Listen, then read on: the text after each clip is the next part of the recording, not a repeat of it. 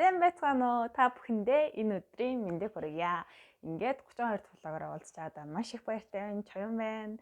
За тэгэхээр энэ удаагийн влогоо ер нь ойрд нөгөө нэг ингээд ярьдаг манд багассан байна. Ярих юм влог хийгээгүй бас нэлээд хэдэн дугаар авчиж тэгээд ойрын өдрүүдэд ер нь айгүй жоохон завгүй байсан. Тэгээд тэр завгүй байсан учраас ямар ч тач влогоо тасалчихгүй тулд ярихаасаа илүү үзүүлж байгаа тийм бичлэгүүд нь влогч гэх юм уу.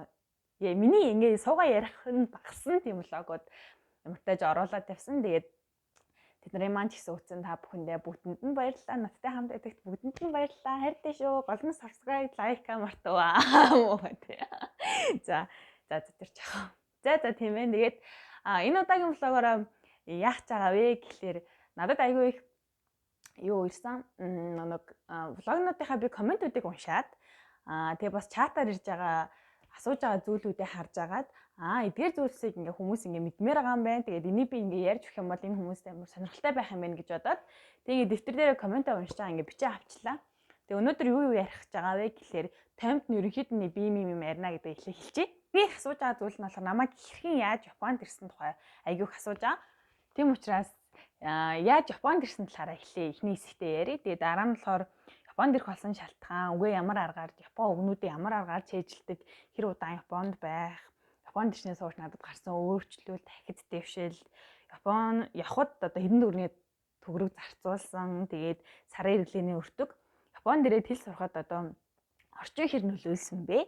Тэгээд Япон хэл дээр влог оруулаад Монгол орчуулгатай хийгэрэй гэдэгт энэ бас амар коммент хийсэн шүү. За тэгээд влогоо хэрхэн ямар аппликейшнаар эдит хийдэг. Тэгээд Японы ажлууд хэр яадаг талаар ингээд өнөөдөртөө ер нь эдгээр зүйлүүдэд хариулаад явъя гэж бодож байна. Тэгээд цаашдаа бас асуултуудад нь влогуудаараа дамжуулаад хариулаад явах болно. Чатаар асуусан маргааш нөгөөдөргөө ингээд Япон явах гэдэг нь аюу хэрэгтэй гэж асуусан хүмүүс би маш дэлгэрэнгүйгээр хариулж өгсөн шүү. Тэгэхээр хэрвээ ярьж байгаа бол бас тэгж асууж болно шүү. Тэгээд миний Facebook, Instagram хоёулаа чоён гэж бичих юм бол гараад ирэх баха. Байхаад гэж угаасаа гараад ирэх. За гаргасан схемийнхаа дагуу ярий. За Японд хэрхэн ирсэн бэ? За миний хувьд эцэг олон улсын их сургуулийн оюутан. Тэгээ энэ жил 4-р курс, төгсөх курсын оюутан. За тэгээд манай сургууль нэг дадлагжууч оюутан гэдэг хөтөлбөртэй. Тэгээд энэ хөтөлбөрийн дагуу би ирсэн. Гэхдээ би бол 2-р курст ирэх хэрэгтэй байсан хгүй. 2-р курсын 6 сард ирэх хэрэгтэй байсан. Тэгэхэд яг тэр үед бол корона эд гарсан. Тэгээд тэрнтэй холбогдуулаад коронавигоос болоод 2 жил шахуу ингээ хүлээлгцэн. Тэгээд хүмүүс яг шантардсан байлээ шүү дээ. 90 тойрны хүмүүс ч итгэхэд байсан заяо.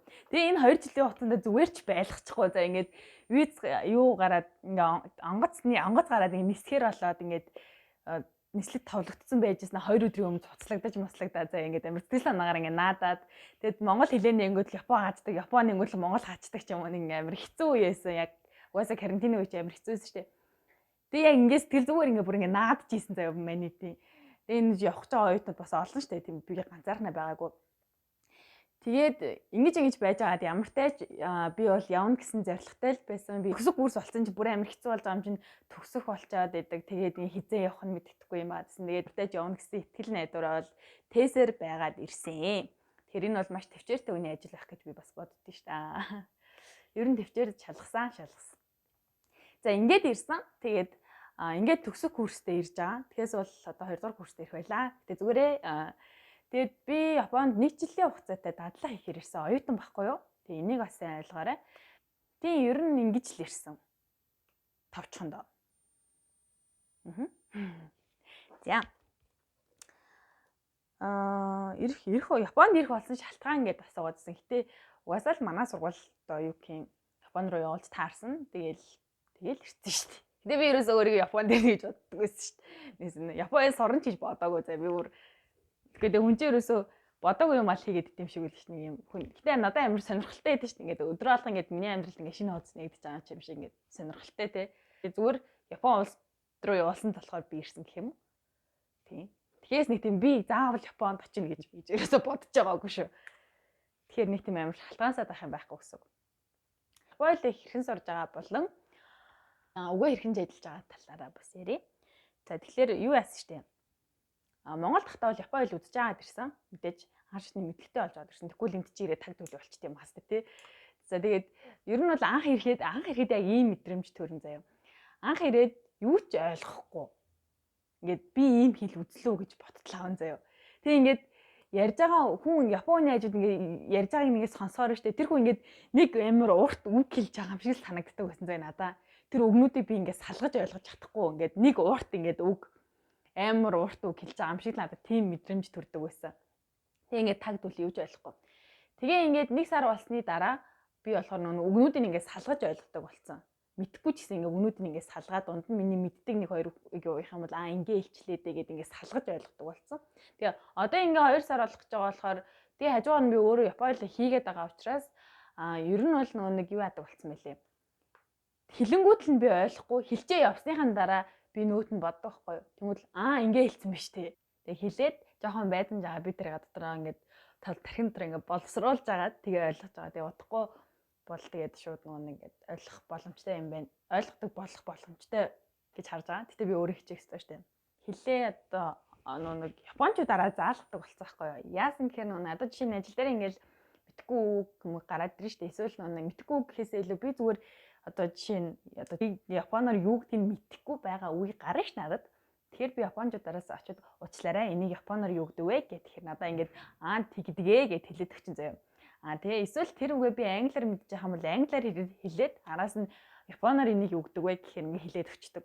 Тэгээ үеийн одоо юу гэдгийг япон хүмүүс маань ер нь бол англи хэлний анхан шатны мэдлэгтэй гэж идэг. Тэгээд үе гэлтгүй ер нь өнөр нь ч гэсэн айгүй мэдлэгтэй. Тэгээд ингээд японоор ингээд надад тайлбарлаж өгөө би ойлгохгүй л англи хэл дээр ингээд надад тайлбарлаад өгчдөг. Тэгэхээр ингээд айгүй зүгээр дайжгүй гэсэн үг.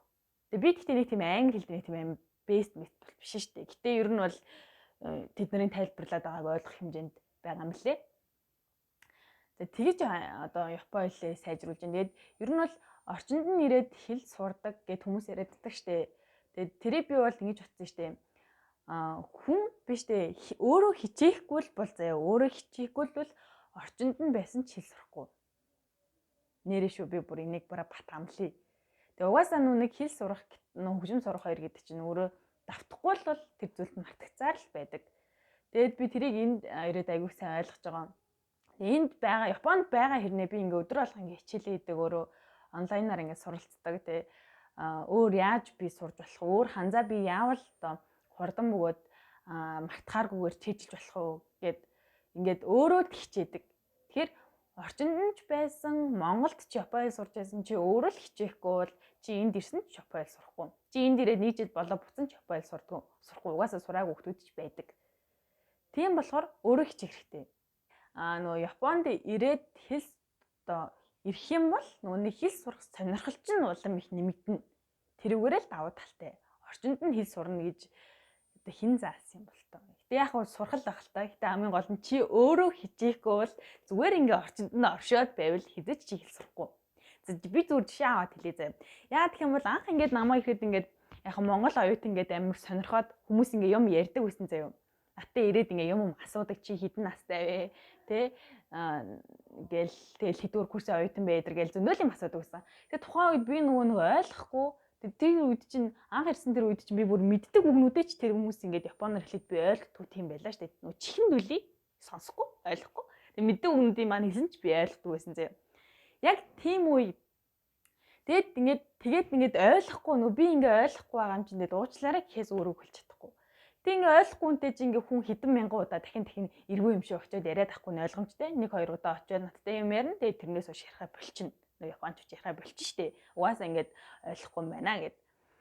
Тэгээд ингээд энэ чигээр ингээд хүмүүс ингээ явсаар агаад одоо ингээд хүнтэй ингээ ярихгүй ингээд өөрөө хичээхгүй бол ингээд сурахааргүй л байгаа байхгүй юу.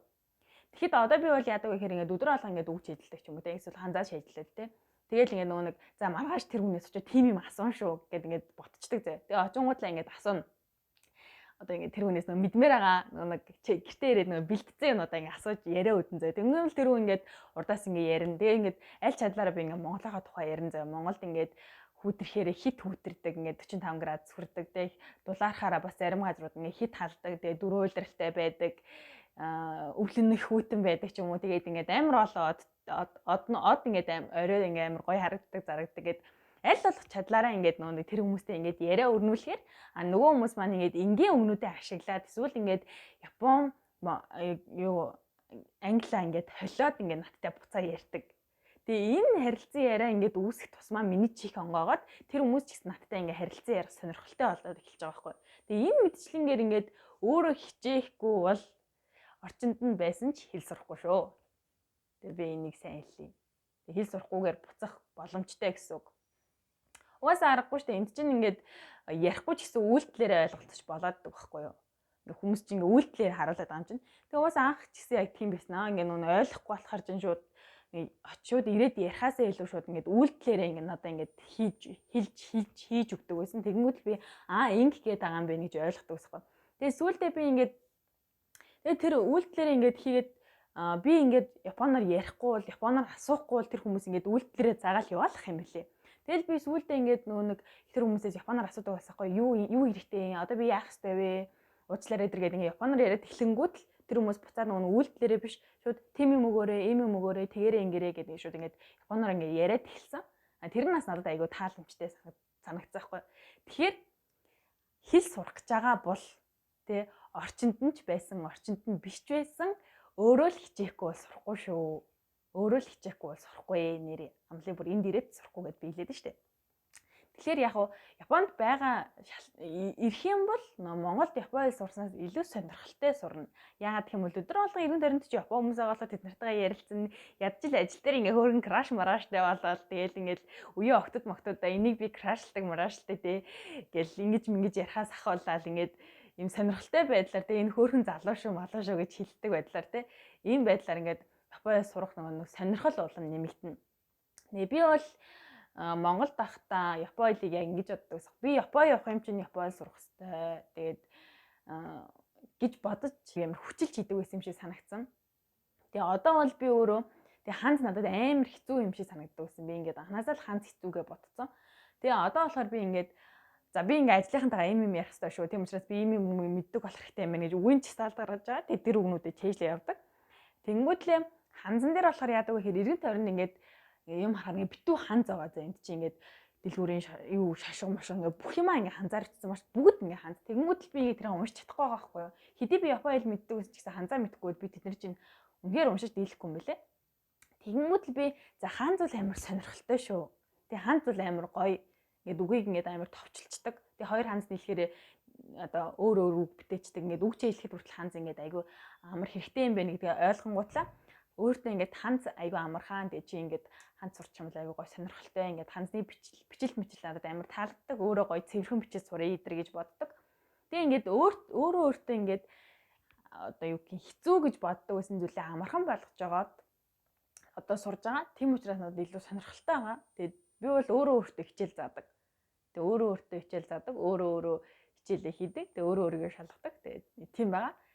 Тэгээд тэгэхгүй бол одоо хэл сурахгүй буцвал одоо гониг үстэй тийм үстэй бүхэл удаа ингээд ирчээд тэгээ ингээд хэл сурахгүй буцаж яана гэдэг бол аимшигтай зүйл. Тэгэхээр тийм юм байж болохгүй. Тэгэхээр ерөөсөө орчин бол тийм л одоо юу шүү. Давуу талтай шүү. Эргэн тойронд чинь шууд ярилцах хүмүүс байгаа учраас тэгээд ярих боломжтой. Тэгээд анх тэгээд нөө бас Японд мэдхгүй бол ойлгохгүй би ингээ өөрөө ойлгохгүй байдаг гэсэн болохоор нөө хүмүүсээ бүр ингээ төвшөөд үсэж би бүр цогтдаг байсан. Бид нар ингээл юм ярих гал ингээл ирэнгүүтэл би ингээл төвшөөг бол ингээл амар ядаргаатай угаасаа би ойлгохгүй байгаа болохоор тэрэндээ ингээ уур өгдөг гэсэхгүй миний ингээ тэг ядаргаатай ингэж боддог гэсэн. Эсвэл одоо ингээд нөө Японд хийдэг болоод ингээд ирэнгүүтэл очиод өөрөө баг ингээд очиж юм ярих гад аль болох ингээ юм ярь зогсох гээд ингээд идэг болсон. Хэлний хувьд яг юм байх шүү. За энд ирээд гарсан өөрчлөл захид дэвшил хийнэ. Маш хэцүү л өөрчлөгдсөн гэж боддоо штэ. Одоо жишээ нь би энд чинь нэг найзтайгаа зүгдэж манай хажуур нь манай найз охин байгаа штэ. Тэгээд хүнтэй хэрхэн зогсож амьдрах талаар хоёр эмэгтэй хүүхэд яаж ингээд хүний нутагт зогсож амьдрах болох вэ гэдэг чинь бас их одоо юу гэх одоо юу гэх төвчээр эсвэл ухаажлах төвчл юу зогцол. За нэг тиймэрхүү заяа. Хүнтэй хүн зогцож амьдрнаа гэдэг чинь бас тийм амар ажил биш шүү дээ. Тэгэхээр тэр тийм зүйлээс ахуулаад маш олон зүйлийг сурч мэдж байгаа. Тэгээд миний буруу биш байсан ч гэсэн би буруу хийгээгүй. Миний буруу биш байсан ч гэсэн уучлалт гуйсарсан тий. Тэгээд хизээ би тэрүүний үзий ядчихсэн ч гэсэн одоо энийгээ л ярьдаг те амар аз жаргалтай юм шиг хэдэж тэрүүний үзий ядаагүй юм шиг те манай японч чи юм баггүй яа те яг тэр цагийн суралцж байгаа. Тэгээд ухаан санаанд маань л амар их өөрчлөлт орсон гэх юм уу нөө боддог байсан, мөрөөддөг байсан, сэтгэдэг байсан, аливаа зүйлийг хардаг байсан өнцөг ч юм уу те ингээд тийм зүйлүүдэд аягүй их өөрчлөлт гарсан. Тэгэхээс миний царай тусанд бол тийм өөрчлөлт гараагүй л хэл та. Энэ бол ингээд нэг харах өнцөг чинь тэлнэ, бодох мөрөөдөл, хүсэл зорилго чинь өөрчлөгдөнө. Тэгээд бас нэг аливаа зүйлийг өнгөрөөд сурна. Одоо ингээд одоо өнгөрөөдөг болоод байна шүү дээ. Тэгээд ууралсан ч гэсэн за одоо ингээл мартчихъя. Би уурлаад тэг гомцсон ч гэсэн би гомдоод яах юм те. Тэр хүн аа гомдоосноо мэдж байгаа ч юм уу ч юм уу те. Тэглээгээд ер нь яах юм те. Ер нь хүнд гомдох ямар шаардлага байгаа нь те. Би өөрөө л ингээд надад хэцүү байна уу гэхээс тэр хүнд ямар хамаатай юм. Тийм учраас зүгээр ингээд мартчих те. Тэгж боддог байсан. Тэгээд стресстэй байх шаардлага байхгүй. Зарим зүйлийг одоо ингээд өнгөрөөдөг байх хэрэгтэй. Хүлээн зөвшөөрөх хэрэгтэй. Тэгээд яг өөрийгөө юу гэмдэ. За хамгийн том өөрчлөлт нь заяа. Энд ирээд өөрийгөө яг өөрөөр нь харсан. Яг би юу чадах вэ? Надад одоо яг юу байгаа вэ? Чи яг хинбэ гэдгээ би ингээд яг хажуу талаас нь өөрийгөө харсан. Тэгээ ойлгосон тийм яг тийм ахис дэвшлээд гарч байгаа. Одоо гарсаар ч яваа. Би яг ингээд бүтэн өөрийгөө таньж амжаагүй л явна. Гэтэ ер нь таньж яваа. Одоо жишээ нь ингээд би ингээд сэтгэл санаагаар унаад ингээд миний сэтгэл санаа тавгүй ах юм бол би гэрээ цэвэрлэдэг юм байлээ. Ингээд жоох эмх цамбраагүй болоод эхэлдэг ч юм уу те. Энэ мэтчлэнгээр ингээд өөрийнхөө бас нэг тийм сонинч гэх юм уу тийм ийм зан чанаруудыг өөрт мэддгүй ингээ хийцэн байдаг юм үйлдэлүүдээ ингээд хүртэл ингээ би ингээ ажиглаад мэдсэн, таньсан, өөрийгөө олж яваа. Тэгээ ийм ахиц төвшлүүд гарсан юм уу? За, Японоос наашаа ирээд хэдэн төгрөг зарцуулсан бэ гэдэг ийм асуулт байсан. Амбартаач нэг тийм хүн дааж давшгүй асар их хүмүүс л ер нь их юмаа ч юм уу тийм их хэмжээний мөнгө зарцуулаагүй. Яг бол би чинь шууд сургуулийнхаа хөтөлбөрөөр ирсэн оюутан хүн. Тийм учраас надад нэг тийм одоо зүгээр ажиллаар ирсэн ч юм уу эсвэл жирийн визээр ирсэн хүмүүсийг бодвол хамаагүй бага байсан. За надаас ингээд сарын хэрэглээний өртгөнүүдийг амар их асуусан. За энэ дээр нэг тайлбар хэлэхэд байна шүү дээ. Би оюутан гэж хэлээд байгаа шүү дээ. Энэ ямар учиртай вэ гэхлээр миний хоол тэгээд байр за тэгээд зарим нэг хэрэглээний хангамжууд маань бүгд цаанаасаа үн төлбөргүй бас бэлэн байдаг. Тэгээд ийм бэлэн юм дээр амьдарч байгаа би гэдэг хүн одоо өөр хэрэглэж байгаа зүйлүүдэд нийлүүлээд ингээд өртгөө гарах юм бол минийх бүр багын баг гарах байхгүй юу? Айгүй баг гарна. Би угаасаа өөрөө ажиллаа амар таналттай амьдрдээ ч лгөө. Тэгээд энэ баг зартлаа би ингээд миний сарын хэрэглээний өртөг юм байдгаа гэж хэлчихэнгүүт л хүмүүс яах вэ гэхээр Японд угаасаа ингэдэм байх гэж бодчих гээд байгаа байхгүй юу? Тэгэхэд яг үнэндээ Японч өртөг амар өндөртэй орн байгаа байхгүй юу? Тэгээ яг ингээд бүх зүйлийн төлөөд амьдарч байгаа хүмүүс намайг тэгж ярихыг сонсох юм бол намайг алдсан баас тэ энэ одоо юугээс солиороод байгаа юм бэ гэдээ бараг зоддсон баас тэ. Тэгэхээр би ингээ өртөг ярихгүй байгаа байхгүй юу? Минийх бүр багын баг байгаа. Тийм учраас ингээд тэр хүмүүсийн хажууд бол хизээч одоо Японы өртгийг би бол мэдэхгүй заяа. Тийм учраас ингээд би өртгийг эндээ мэдэхгүй байна. Мэдэхгүй нэ. Мэдж байгаач би хэлэхгүй. Мэдж байгаач хэлэхгүй биш ээ. Өөрхийгөө хэлэхгүй гэх юм уу? За тийм заяа. Гэтэ даваад хална гэх юм бол юу миний энэ байгаль газар чи Япон Монгол гэр бүл байдаг гэж би ярьдаг штэ. Тэгээд тийм учраас бас амар давуу талтай. Би ингээд Япон хэл дээр ингээд зарим зүйлээ ойлгохгүй ч гэсэн ингээд Монгол гэр бүл байгаа Монгол хүмүүс маань надад ингээд тайлбарлаад өгчдөг. Хаанаас махыг хямдханаар авч болох уу, тэ хаанаас ногоог хямдханаар авч болох уу гэдэг ингээд мэддэг. Тэр хүмүүс чинь ингээд олон жил амьдарсан учраас ингээд заагаад хамтаа явуулцаад өгдөг тэ. Тийм учраас ингээд таксины мөнгө ч юм уу эдрийгээ би ингээд хэмнчдэг. Ингээд маш олон давуу тал надад байгаа байхгүй юу? Жохон азтай их юм уу? Тийм би ер нь жоо хацтай амьдарч байгаа. Тэгээд ийм болохоор ингээд миний өртөг айгу бага байгаа. Нэг ийм их юм яриад идэв. Би танартай зүгээр хальт цуулах гэж бодож байна. Жишээ нь одоо ингээд цалингаас нь юу яадаг гэж байгаа байхгүй юу? Татварууд те нийгмийн даатгал одоо тэтгэвэр гэдэг юу ч юм дэ. Би сайн тэр нарийн ширээний бол сайн мэдэхгүй байна. Гэтэ ингээд 2 сая одоо Монгол мөнгөөр нэг 2 сая төгрөг ингээд саруулхан авдаг гэж байгаа байхгүй юу? Тэгэнгүүт л ингээд машины одоо за татвар ч юм уу тэрэнд нь болохоор одоо ингээд жишээ нь 1 сая төгрөг ч юм уу тий. Тэгээ ингээд утасны төлбөр за тэгээ ингээд хүүхдэн сургууль суурдаг бол ингээд тэр тодорхой ингээд төлбөрүүд ингээд авагдаад ингээд яваад байдаг. Тэгэхээр ингээд байр савны мөнгө зүг гэд ингээд харахаар ингээд аюу хүртэд ингээд бодож байгаа үстэй зүгээр л цалингаас ингээд сааруулгын зүгээр 2 сая төгрөг өгдөг те тэрнээс гадна ахаад ингээд бах ингээд өртгүүд байгаад нь штэ. Тэгээ эднэр ингээд тооцоолоод бодох юм бол үнэхээр их зарлага өндөртэй одоо өртөг өндөртэй орн байгаа байхгүй юу? А гэхдээ ингэж одоо ард ирдээс татвар авсныхаа хэрээр улс ах орн мэдээж ингээд юм сайхан цэцгэлцэн те ингээд хөгжсөн бүх юм нэм сэтгэл хангалуун ногоон байгууламж болоод зам тээврийн асуудлаа бүгдийг шийдчихсэн юм сайхан байгаа байхгүй юу? Тэгээд бас манайх одоо бас итгэ болмоор л одоо тэгээд энийг хараа гинт ингэ Монгол боддог байхгүй. Гоё итгэ болоод ингэ зам ам ингэ гоё хийгээсэ гэж бодогдیں۔ Тэгээ энэ мэдчлэнгээр ингээд хэрэглээний зардал маш өндөр байгаа. Тэгэд энэ хүмүүсийн хэрэглээний ингэ дөнгөж би ингээд цухасл дурдж штэ. Тэгэхээр одоо ингээд энэ дэр жохоол хүнс идэр нэмэгдээд ингэ бодох юм бол ингээд сард ч одоо баг яагаад байгаа юм бэ? 5 сая маягийг аваад байгаа юм уу? Хэрэглээд байгаа юм уу? За багаар утгад баг тийм байгаа байхгүй юу? Гэтэ энэ бол зүгээр л би зүгээр барцаалж байгаа шүү. Өөр одоо ямар ч зарлага байж болно шүү дээ. Хүний хэрэглээ баг нүүн ингээд зөндөө гарч ирэх юм чинь.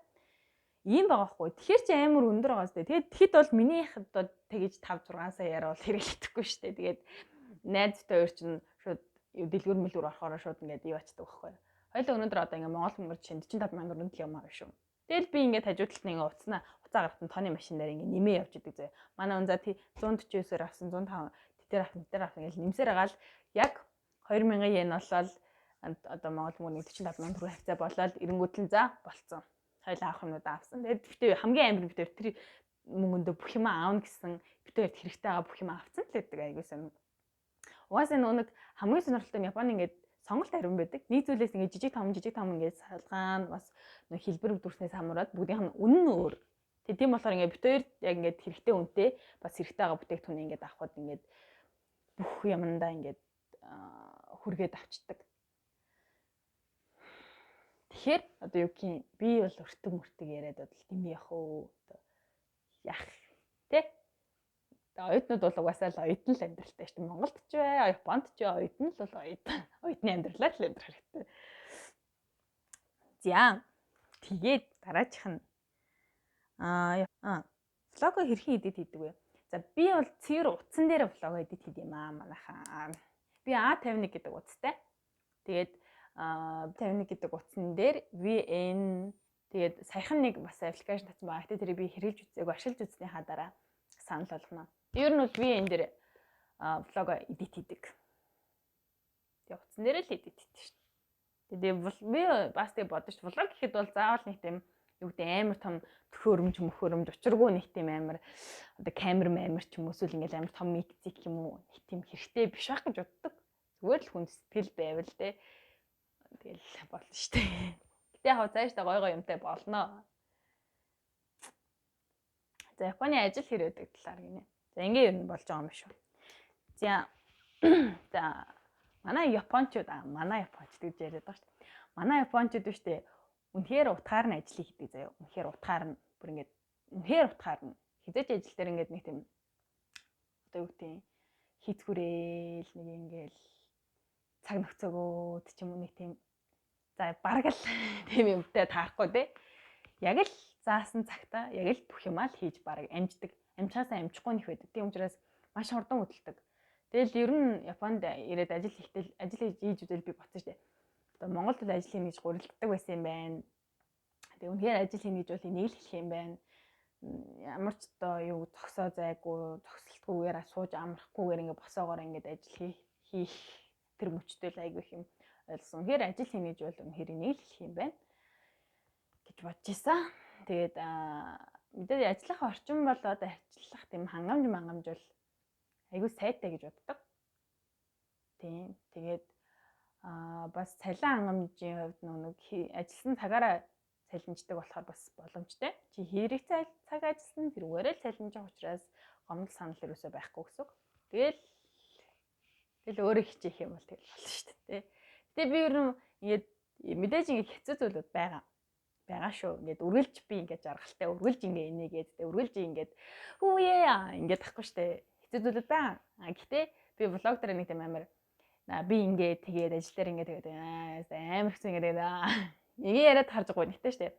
Хүн дандаа зовлонгоо ярьдаг хүнээс ингээд хүн цухтаад байдаг шүү дээ. Ядаргаатай байнга зовлонгоо ярьж байгаа ингээд Тэрнтэй адилхан би ингээд байн хар бараан зүйл юм уу амар ингээд гонхтой юм яриад байвал ингээд хинт сонирхгүй штэ.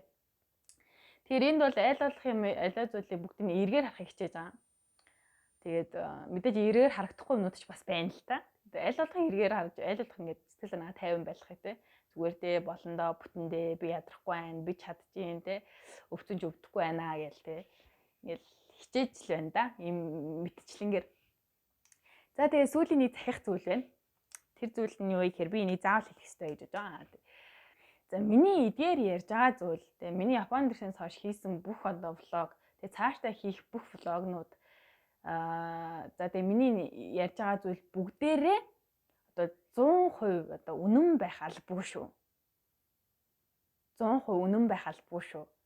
Яагаад вэ гэхлээр эдгээр зүйлс зөвхөн миний нүдээр зөвхөн чоён гэдэг байгаа энэ охины нүдээр харсан, хараад бодсон, мэдэрсэн энэ охины эргэн тойронд байгаа японочдын гаргасан үйлдэлээс хийсэн дүгнэлттэй энэ охины зөвхөн хийж байгаа ажил дээр ажлын дээр сэтгэл ханамж, мэдрэмж юу гэдэг юм. Энэ бүхэн шүү. Тэгэхээс би Японы бүх газар бүх мужид очиж ажил хийж үзээгүй. Би Японы одоо их хүнтэй харьцаж үзээгүй. Тийм учраас би ингээд өөрхөө харьцаж үзсэн, өөрхөө байгаа газраас л өөрхөө мэдрэмжийг хуваалцаж байгаа шүү. Тийм учраас одоо ингээд миний ярьж байгаа зүйлийг туйлын үнэн гэж хүлээж аваад тэгээд ингээд Японд ирсэн чинь тэр охины ярьж исэн шиг байсангүй ч юм уу. Энэ охин одоо ингээ ямар тэнэгийн шалт худлаа юм ярьсан байж гэдэг юм уу. Тийм асуудал гарах үе дээ. За гардгүй маа гэхэд тэгж бодох үе дээ. Яагаад гэвэл одоо энэ Японд байгаа хүмүүс чинь бүгд өөр газар тийм ээ. За магадгүй нэг газар байсан ч гэсэн хүн болгоны хорвоо ертөнцийг харах өнцөг чинь өөр штэ. Магадгүй яг миний хөтөлбөрөөр ирээд миний орон дээр сууж исэн ч над чиг влог бичихгүй л хгүй юу. Над чиг ингээ юмыг хүлээж авахгүй. Яагаад бол бид хоёр чинь шал өөр хүн, шал өөр ертөнцтэй хүмүүс байгаа штэ. Тийм учраас туйлын үнэн биш ээ. Тэгээ энэ бол зөвхөн миний нүдээр харсан, миний нүдээр дүгнсэн, миний бодол шүү, миний өнцөг шүү. Тэгээд би өөрийнхөө өнцгөр өөрийнхөө одоо ингээд мэдэрсэн, ойлгосон зүйлээ ингээ хуваалцаж байгаа. Тэгээ энийг бас маш сайн ойлгоосэй гэж. За ийм байлаа. Тэгээд за өөр юм үлдээг бах уу. Тэгээд ер нь цааш тийм блогороо тэгээд мэдэрж байгаа, санаж байгаа, бодож байгаа, сэтгэж байгаа, ярьж байгаа бүх зүйлээ хийгээ явна. Тэгээд яг хэл сурах тал дээр бол би бас та бүхэндээ одоо яг ингээд би одоо нэг арга өөр төр хэрэгжүүлж байгаа байхгүй. Тэр аргаа 1 сар орчим хэрэгжүүлээд тэгээд дараа нь та бүхэнтэй хуваалцна. Тэгээд энэ хүртэл үзсэн бүгдэнд нь баярлалаа. Ярьдаа шүү. Лайк, subscribe гаргах мартваа. Бүгдэнд нь баярлалаа. Өдрөө сайхан өнгөрүүлээрэй. Баяртай. Өдрийгөө